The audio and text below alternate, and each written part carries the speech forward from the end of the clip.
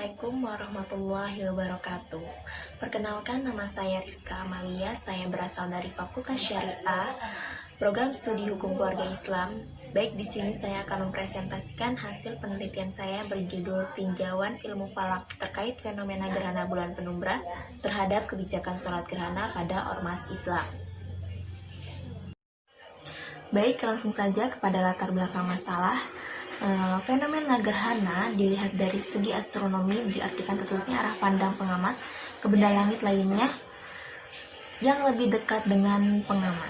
Salah satunya adalah fenomena gerhana bulan penumbra. Dalam hadis, gerhana disyariatkan, ketika terjadi gerhana disyariatkan untuk melaksanakan sholat gerhana, baik itu gerhana matahari maupun gerhana bulan.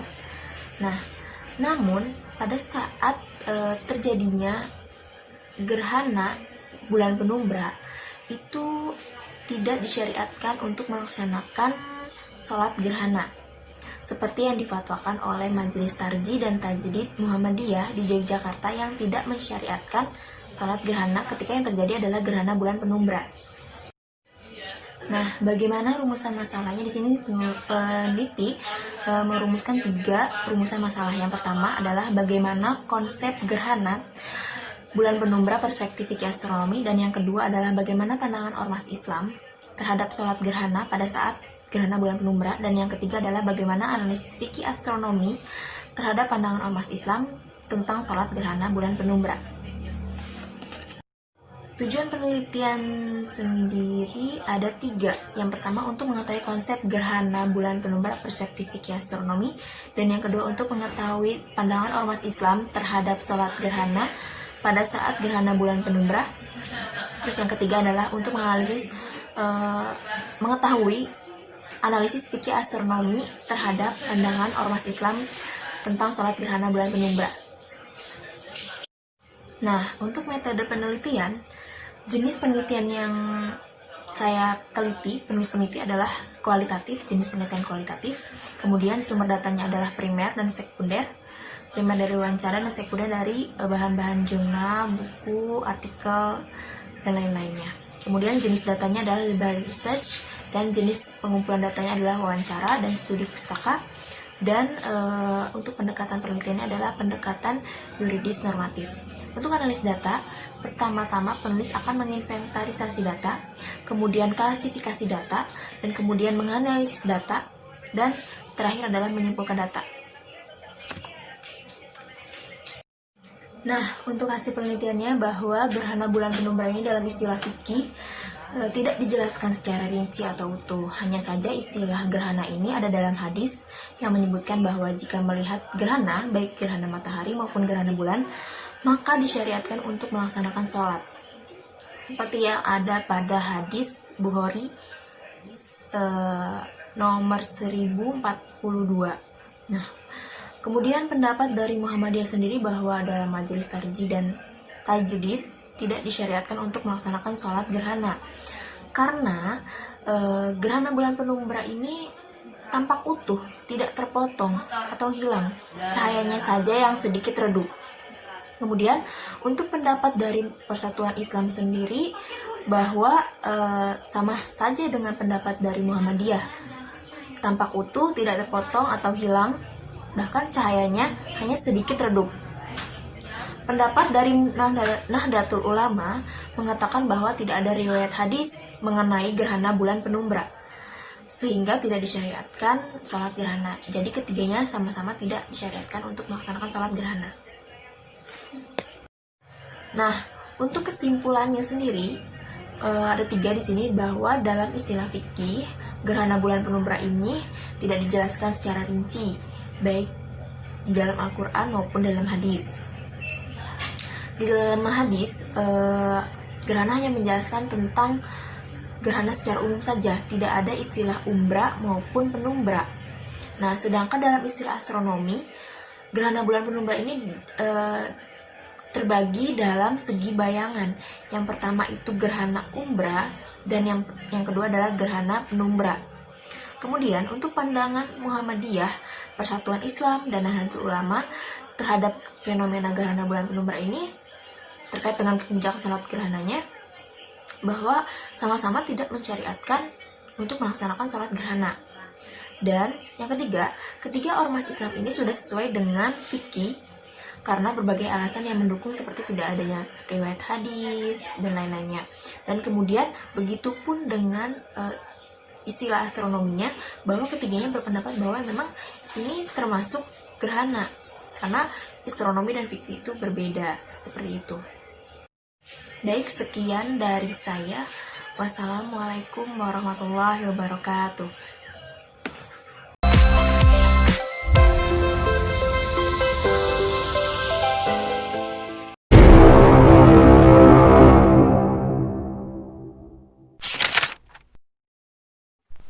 Bismillahirrahmanirrahim.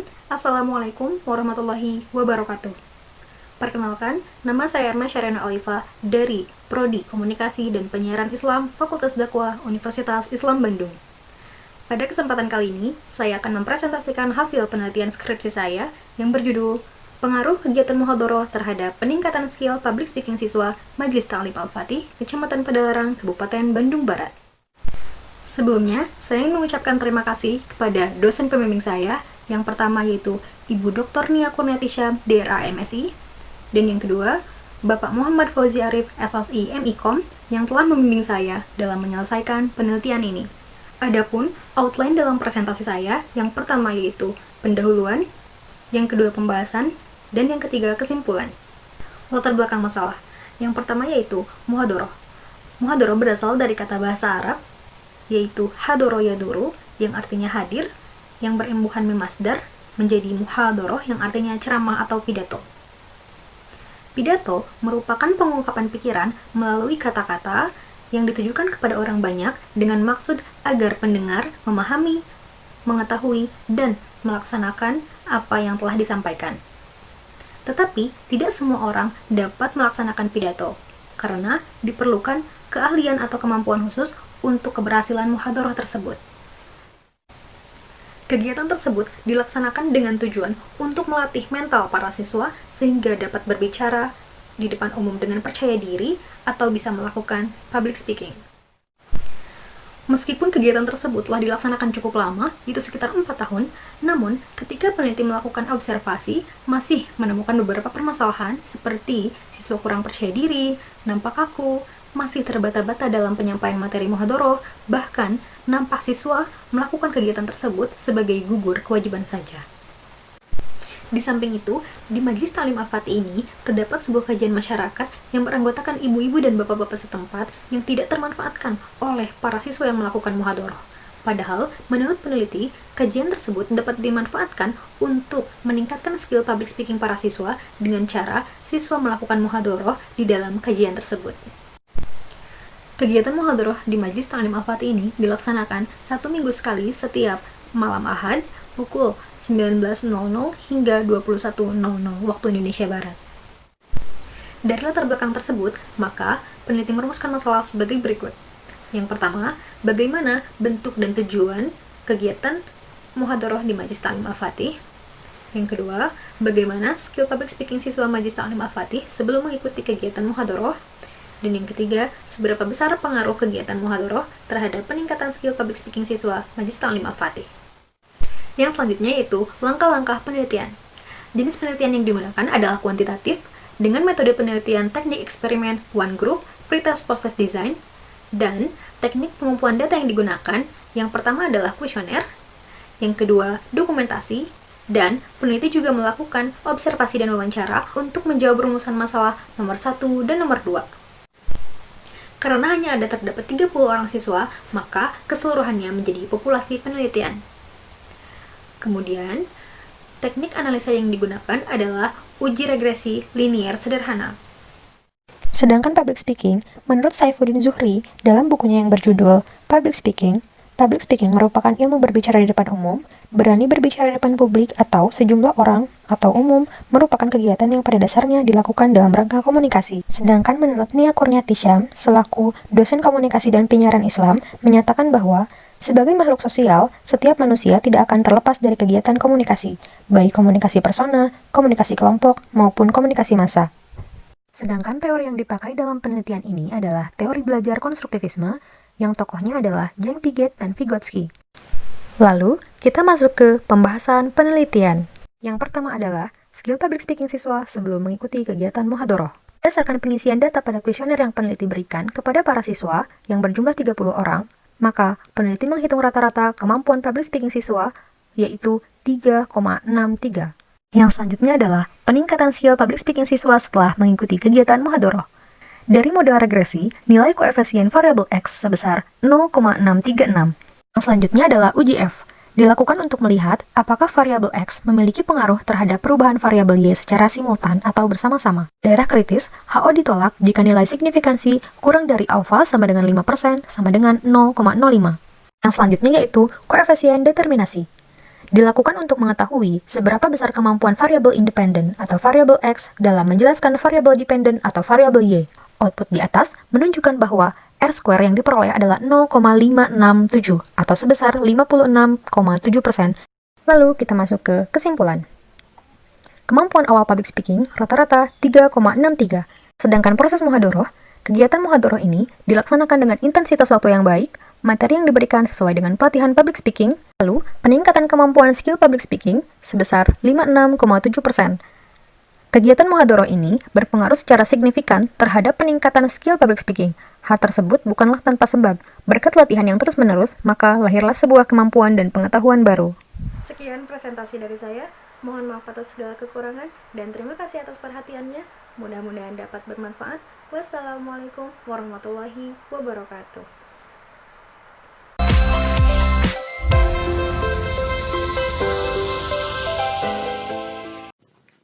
Assalamualaikum warahmatullahi wabarakatuh. Perkenalkan, nama saya Zahrotun Komariah, mahasiswa jurusan PGPAUD Fakultas Tarbiyah dan Keguruan. Kali ini saya akan mempresentasikan penelitian saya yang berjudul Upaya Guru dalam Meningkatkan Kemampuan Motorik Halus Anak Usia 5-6 tahun melalui kegiatan konstruksi 3 dimensi dari barang bekas secara daring di pos PAUD. Latar belakang penelitian saya adalah perkembangan anak usia 0-6 tahun, di mana usia ini sangat penting untuk kita pantau, karena pada masa ini perkembangan dan pertumbuhan anak sangat pesat. Oleh karena itu, kita harus memberikan stimulasi yang tepat agar pertumbuhan dan perkembangan anak maksimal. Perkembangan ini meliputi berbagai aspek, yaitu fisik motorik, sosial, dan psikologis. Perkembangan fisik motorik anak salah satunya adalah motorik halus. Motorik halus sangat erat hubungannya dengan kegiatan menulis, mengancingkan baju, mengikat sepatu, dan keterampilan sehari-hari lainnya. Saat ini orang tua semakin sadar untuk menyekolahkan anaknya sejak dini. Hal ini adalah salah satu cara untuk menstimulasi anak selain di rumah tentunya. Kegiatan pembelajaran anak usia dini haruslah menyenangkan dan sambil bermain. Dalam kegiatan pembelajaran tidak lepas dari kegiatan yang menggunakan motorik halus, seperti mewarnai, meremas, merobek, menempel, dan menggunting. Saat mewarnai, masih ditemukan anak yang belum dapat memegang krayon atau pensil warna dengan benar, belum dapat menggunting mengikuti pola, dan belum dapat memegang gunting dengan benar. Dalam metode pembelajaran, terkadang guru menggunakan metode proyek. Dalam metode proyek, guru menggunakan bermacam-macam media. Salah satunya menggunakan media barang bekas. Penggunaan barang bekas ini dapat menumbuhkan kreativitas anak untuk memanfaatkan barang-barang bekas di sekelilingnya. Dan bagi sekolah, ini dapat mengurangi biaya pembelian media. Berdasarkan latar belakang yang sudah saya sampaikan, maka rumusan masalah yang ingin saya angkat kali ini adalah sejauh mana pemahaman guru mengenai motorik halus anak, bagaimana perencanaan kegiatan pembelajaran, dan juga bagaimana penilaian dan hambatan yang dihadapi oleh guru maupun orang tua. Metode penelitian yang saya lakukan dengan pendekatan kualitatif dengan metode studi kasus. Subjek penelitiannya saya adalah anak di kelompok B usia 5-6 tahun sebanyak 18 anak. Teknik pengumpulan data dengan wawancara, observasi, dan dokumentasi secara daring. Pembahasan terkait penelitian yang saya lakukan adalah tentang pengetahuan guru tentang motorik halus anak. Dari pengetahuan ini, guru dapat menilai dan melihat perkembangan motorik halus anak. Dari tabel berikut, terlihat perkembangan awal motorik halus anak hasil penelitian guru. Kegiatan perencanaan yang sudah dilakukan di pos PAUD dibuat di hari Jumat untuk kegiatan minggu berikutnya. Dalam tabel terlihat komponen RPPM dan RPPH. Kegiatan pembelajaran di pos PAUD terdiri dari pembukaan, kegiatan inti, dan penutup. Sejak kegiatan belajar dari rumah, guru membuat video kegiatan yang akan dilakukan oleh anak di rumah.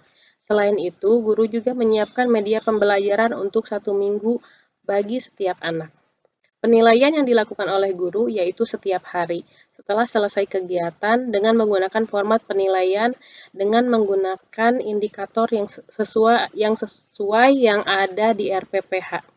Tabel berikut adalah perkembangan motorik halus anak setelah kegiatan dilaksanakan.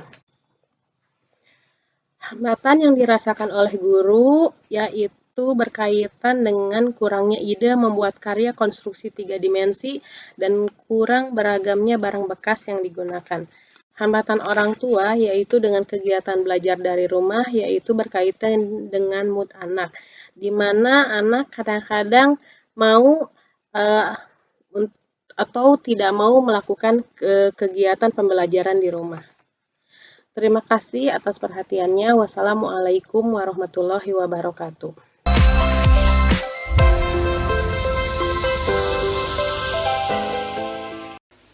Assalamualaikum warahmatullahi wabarakatuh. Nama saya Aprilia Jessica Kristiani. Saya mahasiswa Fakultas Hukum Universitas Islam Bandung angkatan 2016. Pada kesempatan ini saya akan mempresentasikan karya ilmiah saya yang berjudul Penguasaan Harta Warisan oleh salah satu ahli waris secara melawan hukum ditinjau dari KUH Perdata dan kompilasi hukum Islam dihubungkan dengan putusan Pengadilan Agama Bandung nomor 3494 PDTG 2018 PABDG. Hukum waris yang ada dan berlaku di Indonesia sampai saat ini masih belum merupakan unifikasi hukum. Mengingat hal tersebut, mengenai pengaturan permasalahan waris masih belum adanya keseragaman. Bentuk dan sistem hukum waris di Indonesia sangat erat kaitannya dengan bentuk dan sifat masyarakatnya. Adapun 3 sistem kekeluargaan di Indonesia. Yang pertama ini patrilineal, menarik garis keturunan dari pihak bapak saja. Matrilineal yaitu sistem yang menarik garis keturunan dari pihak ibu saja. Dan parental ini menarik garis keturunan baik dari pihak ibu maupun pihak bapak. Di samping sistem kekeluargaan yang sangat berpengaruh, terdapat juga 3 sistem hukum yang mengatur mengenai warisan. Yang pertama, ada sistem hukum waris Islam yang bersumber pada Al-Quran dan Hadis, sistem hukum waris Barat yang bersumber pada Kitab Undang-Undang Hukum Perdata, dan sistem hukum waris adat yang bersumber pada corak adat daerahnya masing-masing. Mengenai permasalahan pewarisan, ini merupakan bidang yang sangat sensitif, karena seringkali ditemukan persoalan pembagian waris yang mana para ahli waris tidak melaksanakan wasiat dengan benar, sehingga menimbulkan persengketaan. Seperti pada putusan Pengadilan Agama Bandung tersebut. Para pihaknya yaitu penggugat pertama selaku istri pewaris, penggugat kedua dan penggugat ketiga merupakan anak dari pewaris dengan penggugat pertama, tergugat merupakan anak pewaris dengan istrinya yang terdahulu. Kasus berawal dari para penggugat ingin membagikan harta warisan secara adil menurut hukum yang berlaku. Namun tergugat menolak karena penggugat 2 diragukan bukan merupakan ahli warisah. Setelah dibuktikan dengan akta kelahiran bahwa penggugat 2 merupakan ahli warisah dari pewaris. Tergugat juga memberikan pernyataan terkait pihak lain yaitu X merupakan keturunan dari pewaris. Namun setelah dibuktikan X bukan merupakan keturunan dari pewaris. Identifikasi masalahnya yang pertama, bagaimana penguasaan harta warisan oleh salah satu ahli waris secara melawan hukum ditinjau dari KUH Perdata dan kompilasi hukum Islam. Yang kedua, bagaimana dasar pertimbangan hakim dalam memutus perkara sengketa waris berdasarkan putusan Pengadilan Agama Bandung nomor 3494 PDTG 2018 PABDG. Hukum waris Islam dalam KHI. Pengertiannya ini terdapat dalam pasal 171 huruf A KHI yang menyebutkan hukum kewarisan Islam adalah hukum yang mengatur tentang pemindahan hak kepemilikan harta peninggalan atau tirkah pewaris, menentukan siapa-siapa yang berhak menjadi ahli waris dan berapa bagiannya masing-masing. Ahli waris ini dibagi menjadi kelompok-kelompok yang diatur dalam pasal 174 KHI ayat 1, yaitu ahli waris terbagi atas 2. Yang pertama, menurut hubungan darah dan menurut hubungan perkawinan. Mengenai besarnya bagian harta warisan yang menjadi hak ahli waris ini diatur dalam pasal 176 sampai dengan pasal 178 KHI. Pembagian harta warisan ini disesuaikan dengan status kewarisan Islam yang terdiri dari Zulfaroid, Asobah, dan Zul Arham. Pengaturan hukum waris Barat diatur dalam pasal 830 KUH Perdata yang menyebutkan pewarisan hanya berlangsung karena kematian. Hal ini mengakibatkan pula pada seketika pewaris meninggal dunia, segala hak dan kewajiban langsung beralih kepada ahli warisnya. Ahli waris menurut KUH Perdata sering disebut ahli waris ab intestato. Dalam hal pembagian harta warisan menurut KUH Perdata, bagi seluruh keluarga sedarah yang sah dan suami atau istri yang hidup terlama diatur dalam pasal 853 sampai 861 KUH Perdata. Sedangkan dalam hal adanya anak luar kawin diatur dalam pasal 862 sampai dengan pasal 873 KUH Perdata. Yang pertama ini mengenai penguasaan harta warisan oleh salah satu ahli waris secara melawan hukum ditinjau dari KUH Perdata dan kompilasi hukum Islam.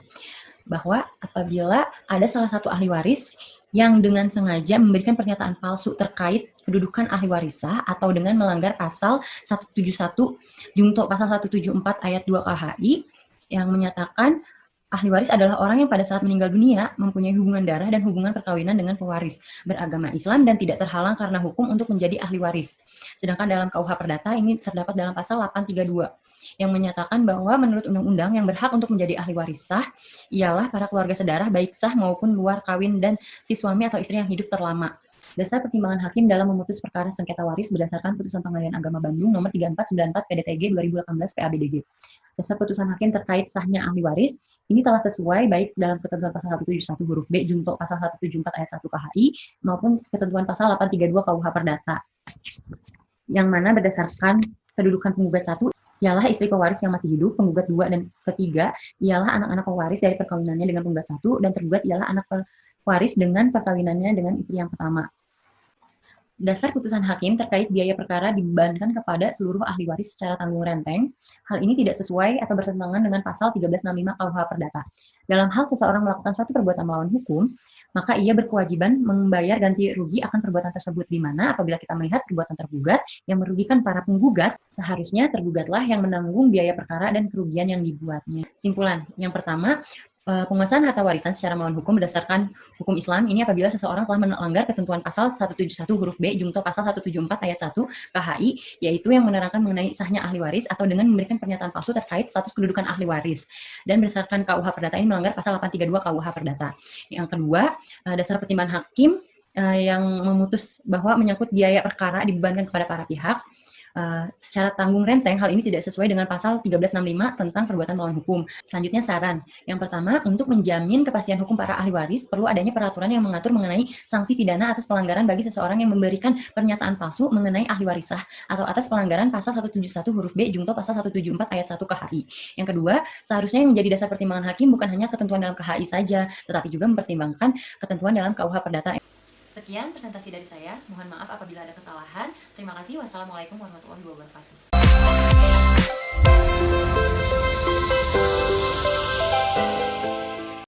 Assalamualaikum warahmatullahi wabarakatuh. Perkenalkan, saya Kania Hidayah dari Fakultas Psikologi. Di sini saya akan mempresentasikan artikel saya yang berjudul Hubungan antara self-disclosure dan penyesuaian pernikahan pada periode awal pernikahan. Pertama, untuk latar belakang masalahnya. Nah, di sini terkait dengan peningkatan angka perceraian yang terjadi di Indonesia, begitupun di Jawa Barat. Dan salah satu kota yang menduduki peringkat tertinggi angka perceraiannya adalah Kota Tasikmalaya. Berdasarkan data dari Pengadilan Agama Kota Tasikmalaya, bahwa pasangan yang mendominasi perceraian adalah pasangan dengan usia pernikahannya 1-5 tahun. Di mana masa-masa ini merupakan masa periode awal pernikahan yang menjadi masa-masa kritis karena sangat memerlukan penyesuaian pernikahan. Karena di sini selain latar belakang yang berbeda, kepribadian yang berbeda, budaya pun dapat berbeda, lalu harus menyesuaikan dengan keluarga pasangan dan juga mungkin nanti saat ada hadirnya anak. Namun penyesuaian pernikahan tidak berhenti hanya di masa awal pernikahan saja, karena selama masa pernikahan terjadi, maka selama masa itulah penyesuaian pernikahan terus terjadi juga. Nah, untuk mengenali lebih dalam lagi pasangannya, karena perbedaan-perbedaan tersebut, maka diperlukanlah komunikasi. Dan yang menjadi kunci dari komunikasi adalah self-disclosure atau pengungkapan diri. Self-disclosure adalah proses pengungkapan pikiran, perasaan seseorang kepada orang lain. Karena ada pengungkapan pikiran dan perasaan satu sama lain, jadi ketika saat pernikahan ini terjadi proses pertukaran pikiran dan informasi, sehingga bisa terjadi adanya pemberian feedback atau umpan balik dari pasangan, sehingga bisa mencapai kesepakatan atau impian atau harapan yang bisa dituju oleh mereka. di mana penyesuaian pernikahan sendiri itu terkait dengan kesepakatan relatif antara pasangan suami istri mengenai isu-isu penting dalam rumah tangganya, dan juga terkait bagaimana atau refleksi mengenai bagaimana komunikasi, bagaimana berinteraksi, dan juga bagaimana mengatasi konflik yang ada. Namun komunikasilah yang menjadi aspek yang sering pertama hilang dalam pernikahan. Mereka menjadi cenderung menghindar, bahkan tidak menjadi terbuka satu sama lain, meskipun ditemukan bahwa pada pernikahan ini banyak hal-hal yang bisa berubah pada saat telah menikah. Untuk teorinya sendiri di sini menggunakan self disclosure itu dari Waring, yang terdiri dari 4 aspek yang yaitu aspek relationship, money, sex, dan imbalance. Dan untuk yang penyesuaian pernikahannya itu aspek dari Spanier yang terdiri dari 4 aspek juga terkait dengan diadik konsensus, diadik cohesion, diadik satisfaction, dan affectional expression. Nah, untuk alat ukur sendiri di sini menggunakan kuesioner. Yang pertama itu kuesioner yaitu Marital Self Disclosure Questionnaire dari Waring, dan untuk yang Spanier atau yang penyesuaian pernikahan itu bernama Diadik Adjustment Scale. Nah, untuk tekniknya sendiri di sini menggunakan teknik purposive sampling, karena di sini dengan langsung menuju ke satu wilayah yang dianggap memiliki kriteria yang sama terkait dengan fenomena yang ada, dan di sini diteliti pada 55 pasangan. Dan untuk hasilnya sendiri ditemukan bahwa ada hubungan yang signifikan antara self disclosure dan penyesuaian pernikahan dengan koefisien korelasi sebesar 0,459. Dan untuk gambaran dari self disclosure sendiri di sini ditemukan tinggi. Untuk data yang mendukung mengapa self disclosure-nya bisa tinggi, salah satunya karena dari tingkat pendidikannya sendiri, itu jenjang pendidikannya mereka rata-rata sarjana, sehingga di sini memungkinkan adanya kesadaran yang tinggi terkait pentingnya keterbukaan. Sedangkan untuk penyesuaian pernikahannya sendiri ini juga tinggi, yaitu sebesar 97,3%, yaitu maka di sini bisa dikatakan penyesuaian pernikahannya baik, yaitu artinya bahwa pasangan-pasangan ini bisa mencapai kesepakatan antara pasangan suami istrinya ini terkait isu-isu rumah tangganya, terkait bagaimana menghabiskan waktu, terkait bagaimana mengekspresikan perasaan dan juga kepuasan hubungannya. Nah, untuk dari uji beda sendiri ditemukan bahwa pada penyesuaian pernikahan ini bahwa dipengaruhi oleh tingkat pendidikan dan juga usianya. Jadi semakin tinggi tingkat pendidikannya, semakin baik penyesuaian pernikahannya, karena hal ini memungkinkan dia memiliki modal berupa wawasan, status yang lebih tinggi, sehingga bisa mempengaruhi dalam mengatasi konflik dalam rumah tangganya. Sedangkan usia itu karena dipengaruhi oleh tugas perkembangannya, di mana dewasa awal ini usia 20-40 tahun ini memang tugas perkembangannya adalah untuk menjalin hubungan intim dengan lawan jenisnya, sehingga di sini bisa melalui pernikahan, karena yang dimana mereka bisa berkompromi dan berkorban satu sama lain. Terima kasih.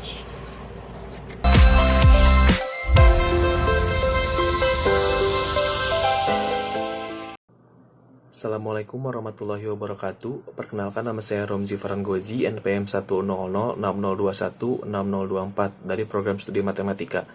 Di sini saya akan mempresentasikan penelitian saya yang berjudul Keamanan Citra Digital menggunakan kriptografi kunci publik dan steganografi. Pada penelitian ini terdapat 6 poin yang melatar belakangi saya untuk melaksanakan penelitian.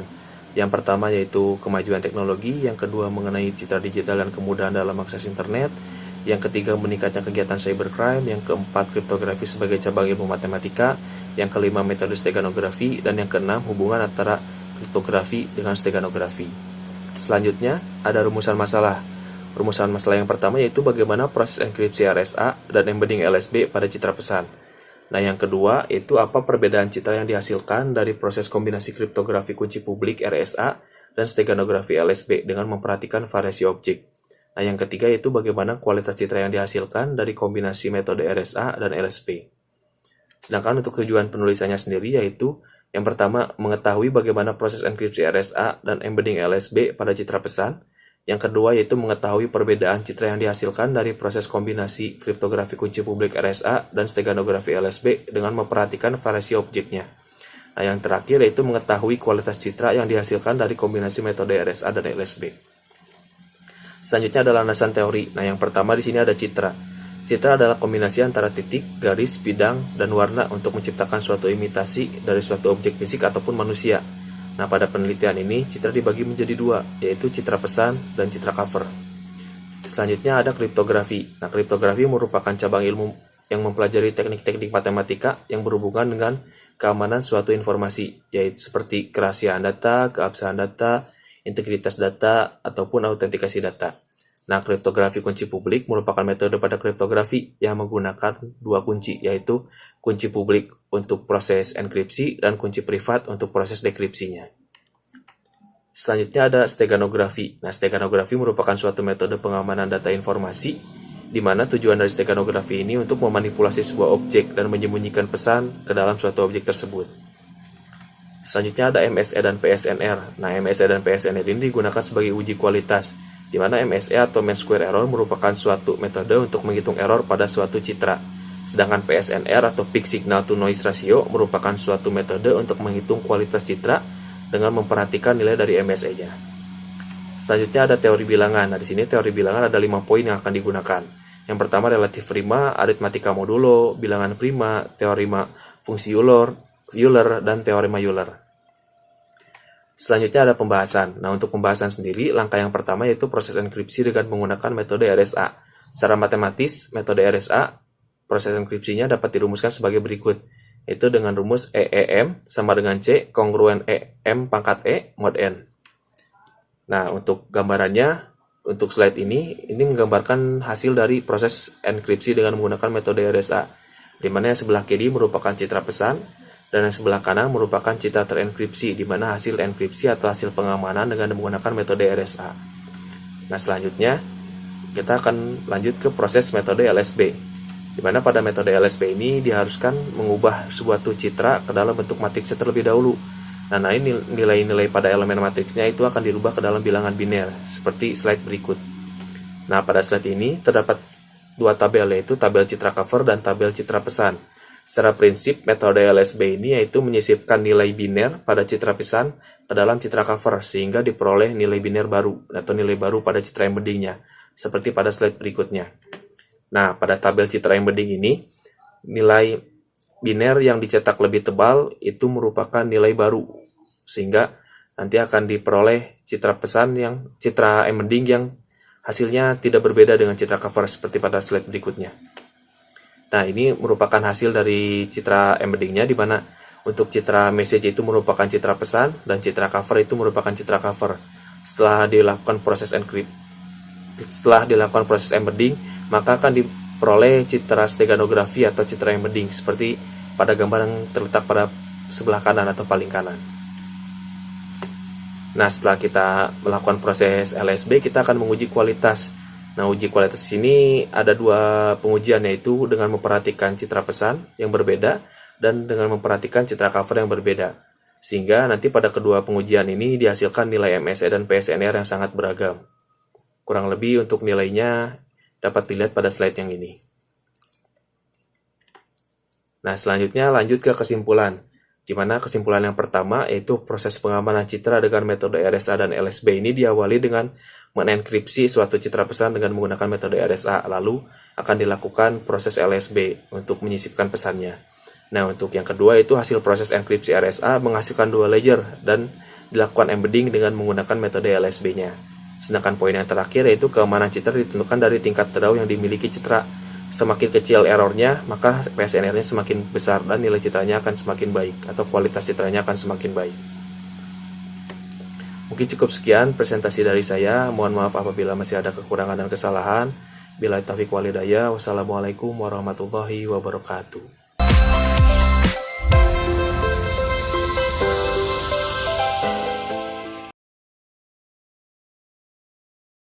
Assalamualaikum warahmatullahi wabarakatuh. Perkenalkan, nama saya RR Karisa Wijayati dengan NPM 10070301687 dari Teknik Planologi atau Teknik Perencanaan Wilayah dan Kota. Dalam kesempatan kali ini saya akan mempresentasikan mengenai tugas akhir saya yang berjudul yaitu Identifikasi Dampak Pengembangan Kawasan Wisata Sarai Hills terhadap Pendapatan Masyarakat Desa Pagerwangi, Kecamatan Lembang. Dimulai dari latar belakang, yaitu di mana keberadaan akan kegiatan dari suatu kawasan wisata tentu akan berdampak kepada masyarakat, terutama dalam aspek ekonomi, diantaranya terbuka peluang usaha serta kesempatan kerja. Lalu menurut Zebua, dampak dari terbukanya kesempatan kerja ini tentu akan mempengaruhi pendapatan masyarakat setempat. Dan dengan terbukanya peluang kerja, pengembangan kawasan wisata tentu akan meningkatkan pendapatan masyarakat, baik secara langsung maupun tidak langsung dalam jangka waktu pendek maupun jangka waktu panjang.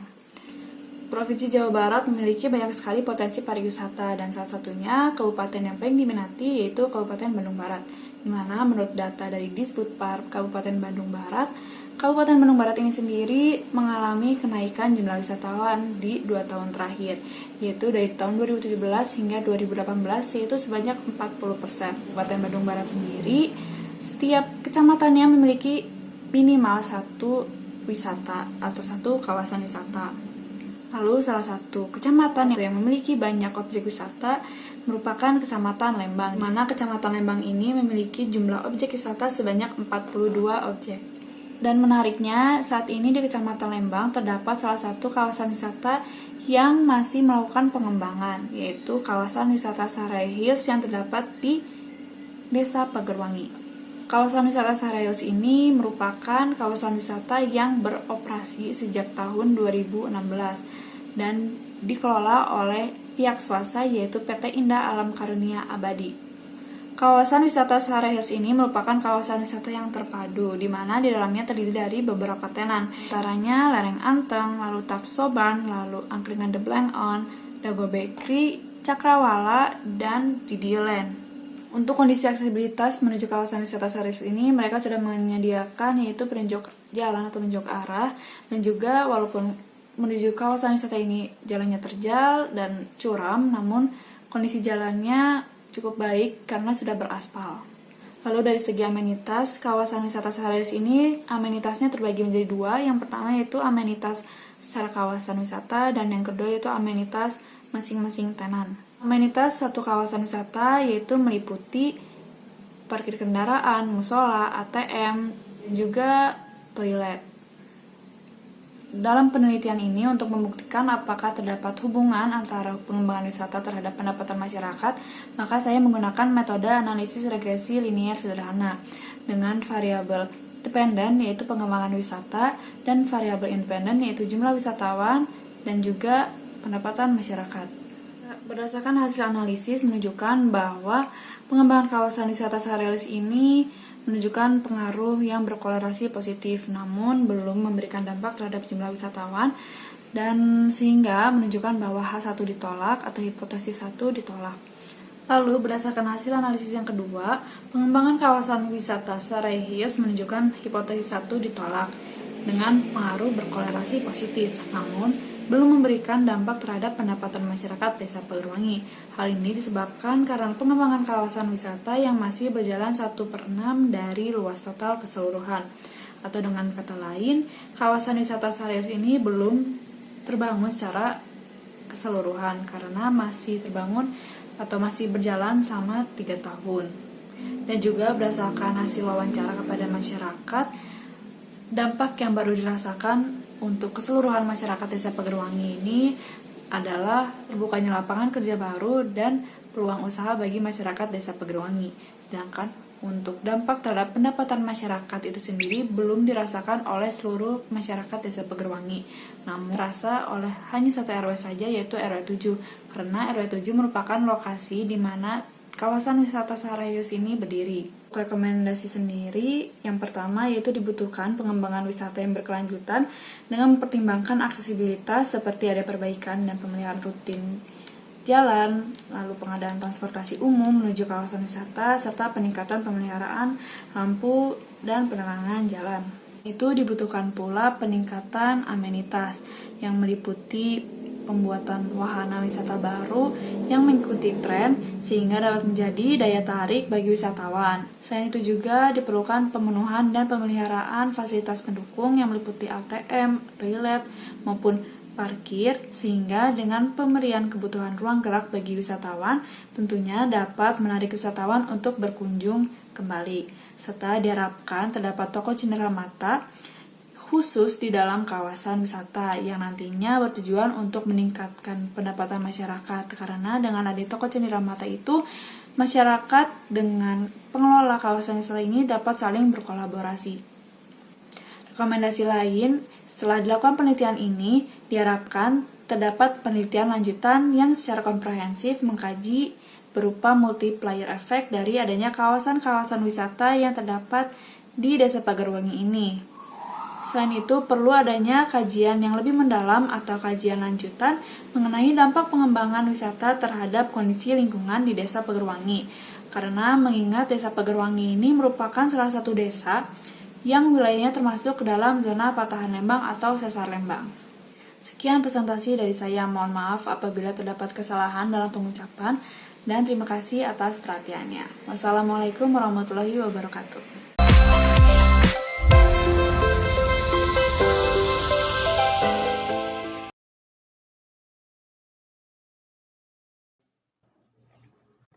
Assalamualaikum warahmatullahi wabarakatuh. Perkenalkan, nama saya Nadifa Kairunisa dari Fakultas Ilmu Komunikasi, jurusan Manajemen Komunikasi. Pada kesempatan kali ini saya akan mempresentasikan mengenai judul penelitian saya, yaitu hubungan antara kredibilitas akun Instagram Story ID dengan minat beli konsumen.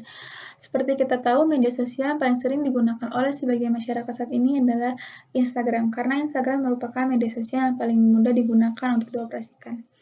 Karena semakin banyaknya orang menggunakan Instagram, sebagian orang pun menjadikan Instagram sebagai wadah untuk berbisnis secara online. Atau dapat dikatakan Instagram menjadi media untuk mempromosikan barang atau jasa mereka. Story ID merupakan akun Instagram yang memanfaatkan Instagram sebagai media promosinya. Story ID adalah akun yang memberikan berbagai jenis review seputar gaya hidup kecantikan. Tidak hanya berbicara mengenai make atau skincare saja, akun ini juga dapat dikatakan seperti paket lengkap untuk menjawab semua kebutuhan perempuan modern dalam mencari referensi dan berbagai informasi seputar gaya hidupnya. Akun Story ID ini bisa dibilang akun baru karena berdiri pada bulan Agustus 2019 tetapi sudah memiliki followers yang cukup banyak dan sudah cukup dikenal banyak orang. Nah, hal tersebut bukan hal yang mudah untuk dapat dikenal oleh banyak orang dan memiliki followers yang banyak. Tentunya perlunya dibangun kredibilitas di mata masyarakat. Salah satunya yaitu yang kunci paling penting adalah kepercayaan. Membangun kepercayaan di mata follower itu sangat sulit, tetapi akun Story ID ini berhasil membuat kepercayaan di mata followers dengan cara konten yang mereka bagikan mengenai skincare. Seperti ada before after atau foto-foto yang mereka bagikan itu sesuai dengan aslinya, tidak dilebih-lebihkan. Selain itu, Story ID juga selalu menampilkan foto dengan hashtag review jujur di setiap postingannya. Jadi para followers pun tidak perlu ragu lagi akan suatu postingan yang diposting Story ID ini karena sudah terbukti kebenarannya. Berdasarkan latar belakang tersebut, saya tertarik untuk meneliti apakah terdapat hubungan antara kredibilitas akun Instagram Story ID dengan minat beli konsumen.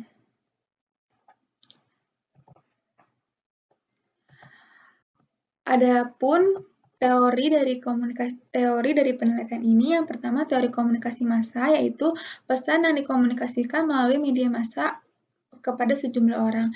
Di sini Story ID menjadi menggunakan medianya yaitu Instagram untuk membagikan informasi kepada sejumlah orang. Kemudian ada teori jarum hipodermik yang asumsinya bahwa media memiliki power yang sangat kuat untuk membagikan isi informasi kepada khalayak. Jadi di sini Story ID itu menggunakan medianya Instagram untuk membagikan isi pesannya, yaitu review skincare kepada followersnya, yang secara tidak langsung followers yang melihatnya pun akan merasa tertarik. Nah, teori jarum hipodermik ini sama halnya ada pun variabelnya, teorinya itu kredibilitas sama minat beli konsumen. Kredibilitas ini memiliki 5 indikator, yaitu kepercayaan, keahlian, dinamisme, orientasi, sosialitas. Minat beli konsumen ini memiliki indikator, yaitu ketertarikan mencari informasi lebih tentang produk, mempertimbangkan untuk membeli produk, keinginan untuk mengetahui produk, ketertarikan untuk mencoba produk, dan terakhir keinginan untuk memiliki produk. Metode penelitian ini yang pertama populasinya yaitu seluruh follower Story ID yaitu 411.000 dengan sampel berjumlah 100 orang dengan menggunakan teknik rumus Lovin. Teknik pengumpulan data itu menyebarkan Google Form kepada seluruh followers dari Story ID. Hasil dari penelitian ini yaitu terdapat hubungan yang sangat kuat antara kredibilitas akun Instagram dengan minat beli konsumen dengan hasil mendapatkan koefisien kolerasian eksperimen 0,709, terhitung 8,309 dan database 16606. Berdasarkan kriteria kesimpulan Rahmat, 0,709 ini berada di tingkat hubungan yang sangat kuat. Jadi, kesimpulan dari penelitian ini adalah terdapat hubungan yang sangat kuat antara kredibilitas dengan minat beli konsumen. Yang kedua, terdapat hubungan yang sangat kuat antara aspek kepercayaan dengan akun Instagram dengan minat beli konsumen follower Story ID. Yang ketiga, terdapat hubungan aspek keahlian akun Instagram Story ID dengan minat beli konsumen pada follower Story ID. Yang kelima, terdapat hubungan aspek sosialitas akun Story ID dengan minat beli konsumen pada follower Story ID. Yang keenam, terdapat hubungan aspek orientasi akun Instagram Story ID dengan minat beli konsumen pada follower Story ID. Yang ketujuh, terdapat aspek dinamisme akun Story ID dengan minat beli pada follower Story ID. Sekian penelitian dari saya. Mohon maaf bila ada salah-salah kata. Wassalamualaikum warahmatullahi wabarakatuh.